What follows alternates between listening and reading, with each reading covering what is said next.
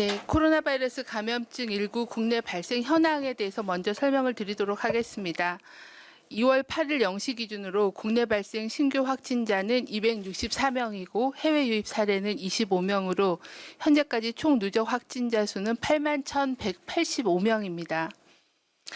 현재 8,493명이 격리 중에 있으시고 이 중에 188명은 위중증 환자로 관리되고 있습니다.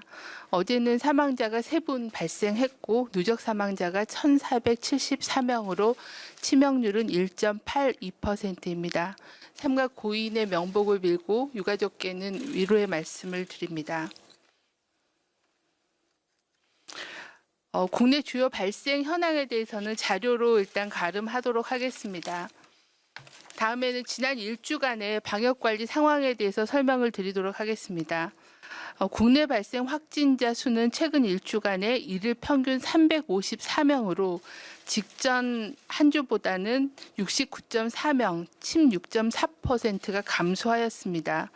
해외 유입 확진자도 최근 1주간 일일 평균 27.7명으로 4주간 평균 30명 이하로 유지하고 있는 상황입니다.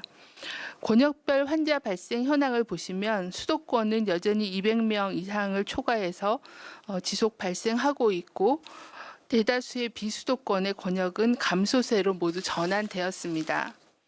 지난 한 주간의 감염 경로를 보시면 선행 확진자 접촉자가 36% 정도로 963명이 보고되었고 지역사회 집단 발생이 25.4% 그리고 병원 및 요양시설이 222명으로 8.3%였습니다.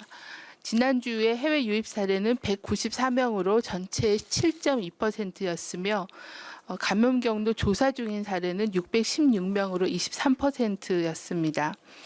지난주에 비해서 확진자 접촉자의 비율이 26.9%에서 36%로 증가하였고 지역사회 집단 발생 사례가 감소하였습니다. 신규 집단 발생 관련해서는 총 15건이 보고가 되었습니다.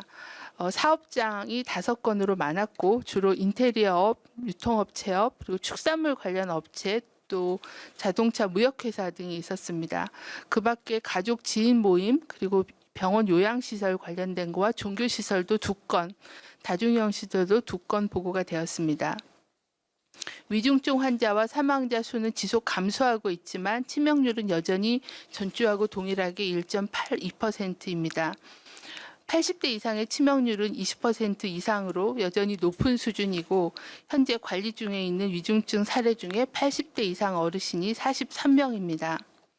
지난주에 사망자는 총 50명이 보고가 되었습니다. 이 중에 60대 이상이 90%를 차지하고 있고 특히 80대 이상 어르신이 35명으로 70%로 가장 많았습니다. 사망자의 추정 감염 경로는 요양병원이나 요양시설과 같은 시설 병원 관련이 25명으로 50%를 차지하여 가장 많은 감염 경로를 보이고 있는 상황입니다. 기저질환이 있는 경우가 1명 빼고 모두 기저질환이 있으셨습니다. 다음은 변이 바이러스 확인 상황에 대해서 말씀드리겠습니다. 지난 보고드린 이후에 2월 3일 이후에 총 77건에 대한 분석이 진행이 되었습니다. 이 중에서 국내 감염 사례인 65건에 대해서는 변이 바이러스가 확인되지 않았습니다.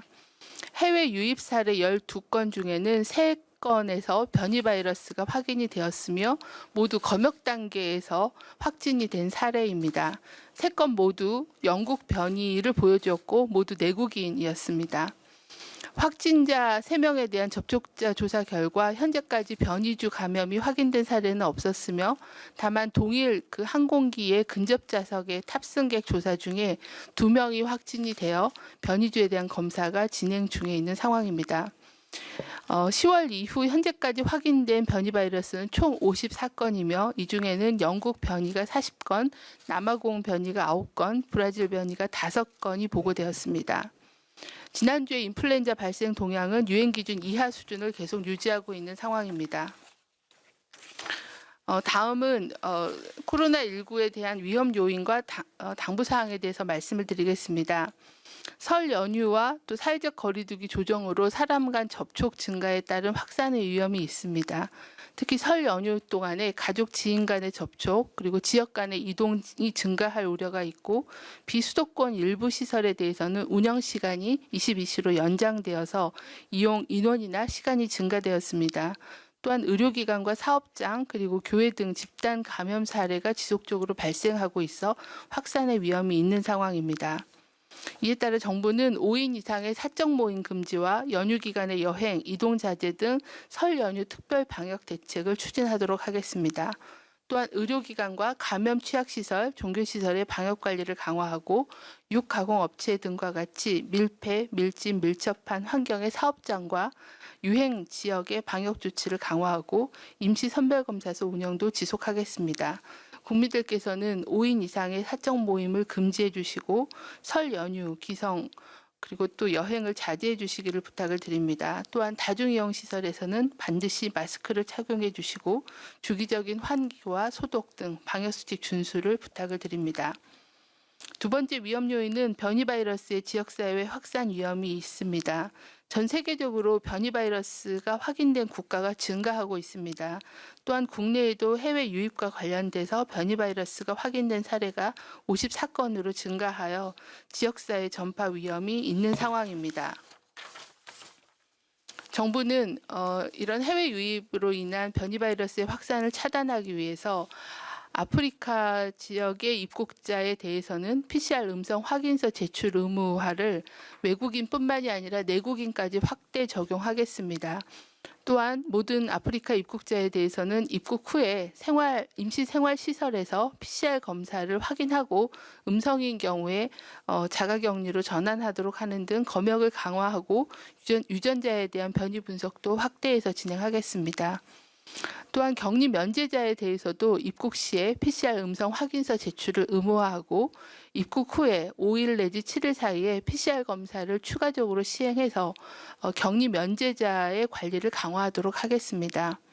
또한 해외 입국자가 자가격리 중에 가족의 전파를 통해 변이 바이러스가 지역사회로 확산될 우려가 있습니다. 반드시 해외에서 입국하신 분들은 자가격리 수칙을 반드시 지켜주실 것을 거듭 요청을 드리겠습니다. 다음은 설 연휴에 따른 생활방역 수칙을 지켜주실 것을 요청을 드립니다. 계속 요청드린 것처럼 고향이나 친지 방문, 여행은 자제해 주시고 5인 이상의 사적 모임 금지하는 등 이동과 접촉을 최소화해 주시는 게 중요하겠습니다.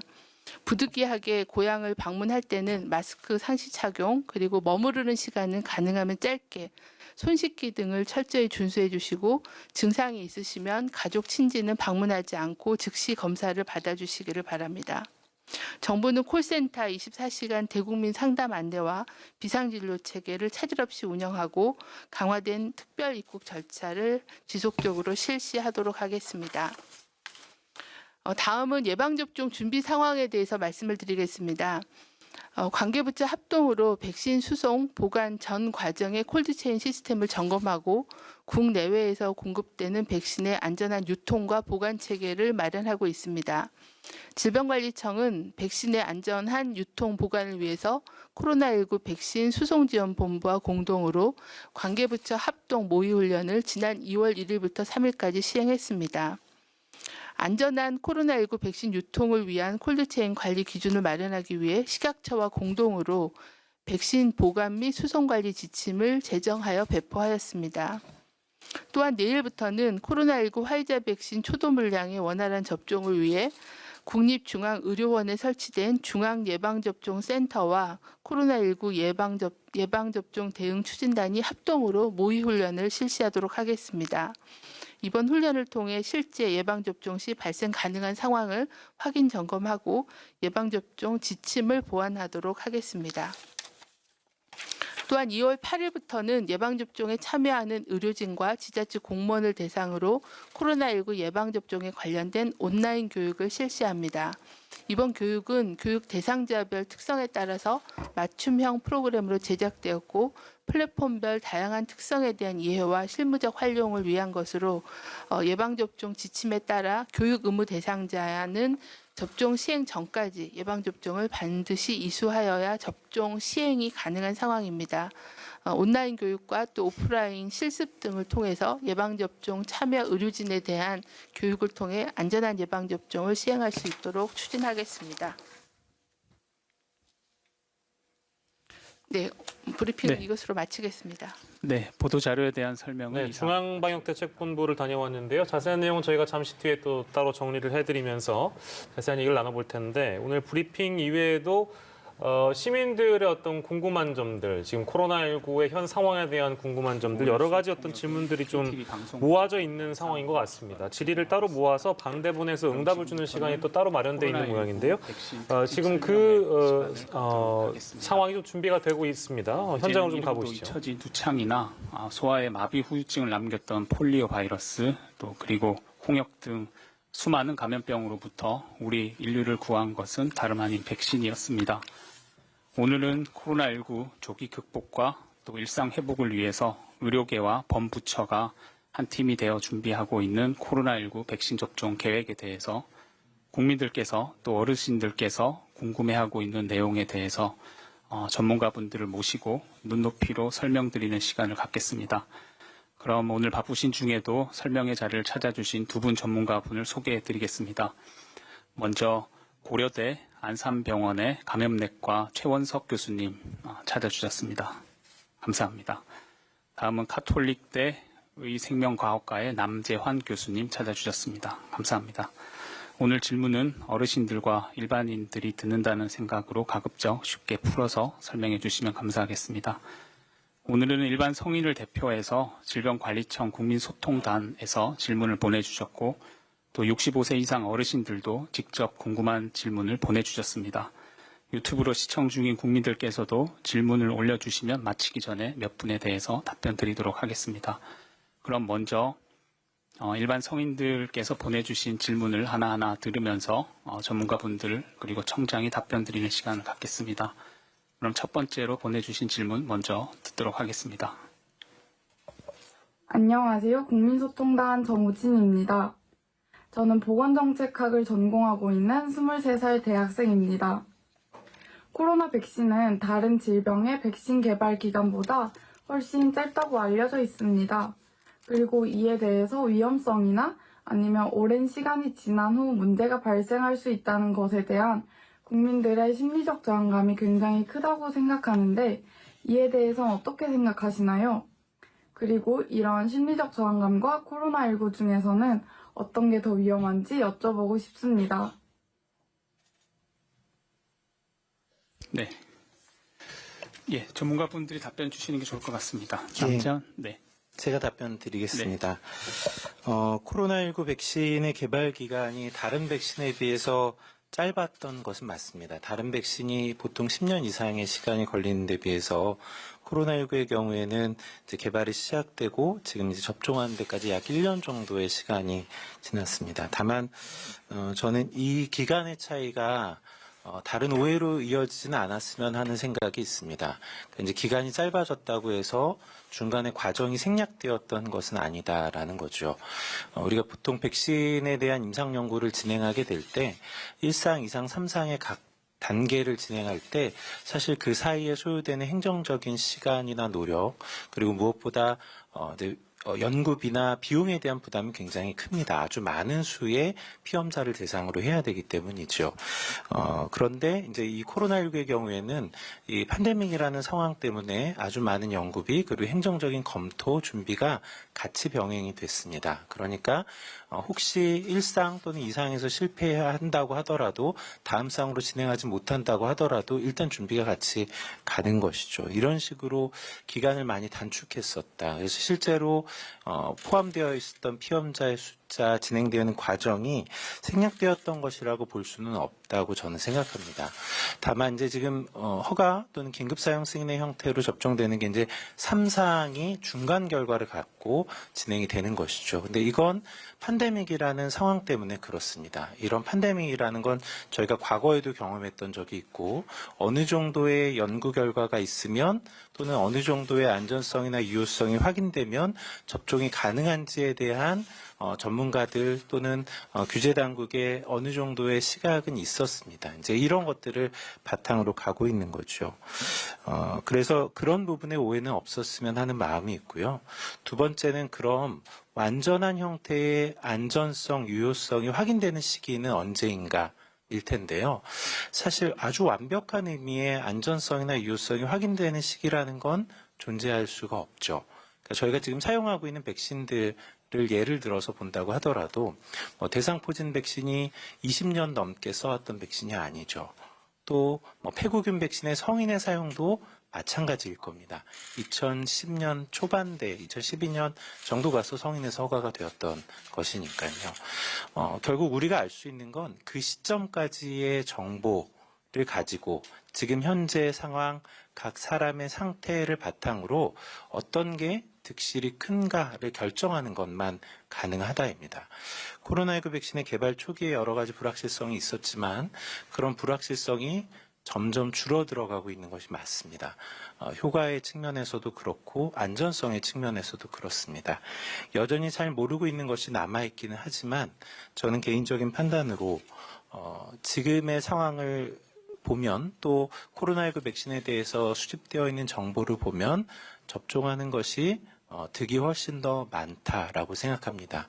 어떤 사람이나 접종이 허용되어 있는 사람이라면 마찬가지일 거고요. 특히 고위험군이라면 득실을 따졌을 때 훨씬 더 득이 더 많은 부분이 있다고 생각합니다. 그러한 의미에서 그런 심리적인 불안감 아예 없을 수는 없다고 생각하는데요. 그런 것보다는 코로나19가 갖고 있는 위험성 또 백신이 점차 확보해 가고 있는 정보와 자료 이걸 바탕으로 저는 접종하는 것이 더 유익할 것이다 라고 권고드리고 싶습니다. 네, 다음 질문 들어보겠습니다. 안녕하세요. 국민소통단 정지훈입니다. 제 나이는 29살이고 직업은 치료방사선사입니다. 제가 이렇게 질문하게 된 이유는 백신 보관에는 특별한 온도 관리가 필요하다고 알고 있습니다. 하지만 작년 독감 백신이 상온에 노출되었다고 알고 있어서 많이 걱정이 됩니다. 이번 백신은 어떻게 관리 감독되는지 알 수 있을까요? 앞으로도 국민들에게 많은 정보들을 제공해주는 국민소통단이 되었으면 좋겠습니다. 감사합니다. 네, 정지훈님 질문 감사합니다. 아마 의료계에 계셔서 더 많은 그런 관심을 갖고 계신 것 같습니다.